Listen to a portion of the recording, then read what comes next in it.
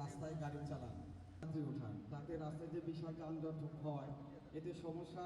আপনাদেরও যানজটগুলো যাতে না হয় সেদিকে খেয়াল রাখবে।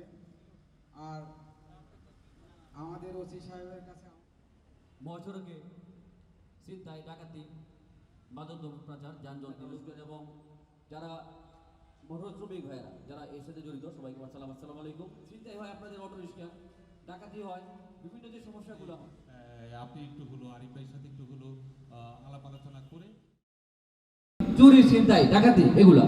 তার থেকে আরেকটা বড় সমস্যা হলো যে মহাসড়কে যানজট, যেটা এখন তীব্র আকার ধারণ করছে। যেখানে একটা জায়গায় যেতে লাগে 5 মিনিট, সেখানে লাগে 2 ঘন্টা। এটা কিন্তু সবার ঘন্টা নষ্ট হয়ে গেছে, আপনারও নষ্ট হয়ে গেছে। আপনি যদি দ্রুত টিপ দিতে পারেন আপনার লাভ, কিন্তু আপনার এই যানজটের কারণে 2 ঘন্টা অ্যাক্টিভ পারেন। এখানে তো কোনো ট্রাফিক সিগন্যাল নাই যে হলো এক সিগন্যাল বন্ধ করে আরেক সিগন্যাল ছাড়বে, যানজট লেগে থাকবে, তা তো না। এখানে বাই রুটে শুধু গাড়ি ঘুরবে। তাহলে এই ঘোরার ক্ষেত্রে শুধুমাত্র আমাদের কিছু চালক ভাইদের সচেতনতার অভাব।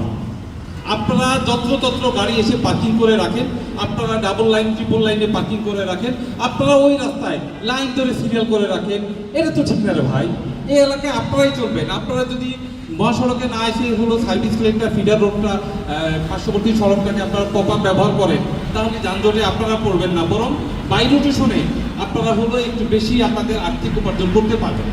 কিন্তু মহাসড়কে না এসে আপনাদেরকে আমি স্ট্রংলি স্পষ্টভাবে বলে দিতে চাই, আপনারা যদি ব্যাটারি চালিত অটো নিয়ে মহাসড়কে আসেন, আপনাদের বিরুদ্ধে আইনগত হলেও ব্যবস্থা গ্রহণ করা হবে।